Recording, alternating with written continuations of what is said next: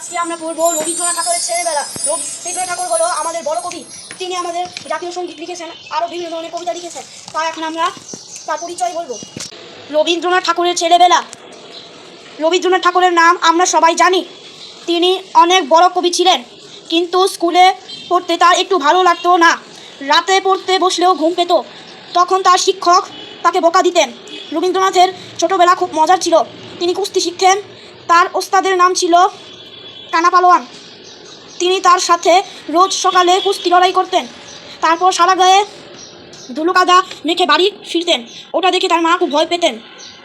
তিনি ভাবতেন তার ছেলের গায়ের রং কালো হয়ে যাবে।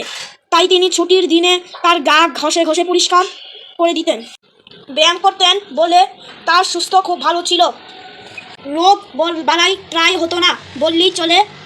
তিনি চাইতেন যেন তার জ্বর হয়, কারণ জ্বর হলে পড়তে হবে না। সেজন্য তিনি বৃষ্টিতে ভিজতেন, রোদে খেলতেন, শীতের সন্ধ্যায় ছাদে উঠে খোলা আকাশের নিচে দাঁড়িয়ে থাকতেন। কিন্তু স্বাস্থ্য ভালো থাকায় তার অসুখ খুব কম হতো। সন্ধ্যাবেলা তার মা বাড়ির মেয়েদের সাথে বসে গল্প করতেন। মা রবীন্দ্রনাথকে ডাকতেন। রবীন্দ্রনাথ তার পুঁথি পড়ে শোনাতেন, রামায়ণের কাহিনী শোনাতেন, বিজ্ঞানের গল্প শোনাতেন। সবাই খুব খুশি হতো, ভাবতো এতটুকু ছেলে কত কিছু জানে। বিজ্ঞান পড়তে রবীন্দ্রনাথের খুব ভালো লাগতো। তার বিজ্ঞান শিক্ষকের নাম ছিল সতীনাথ দত্ত। তিনি যেদিন পড়াতে আসতেন না, সেদিন তার খুব খারাপ লাগতো।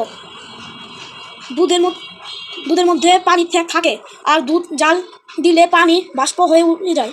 তাই দুধ ঘন হয়ে যায়। এটা জেনে রবীন্দ্রনাথ খুব অবাক হয়ে ঘুরতে রবীন্দ্রনাথের খুব ভালো লাগতো।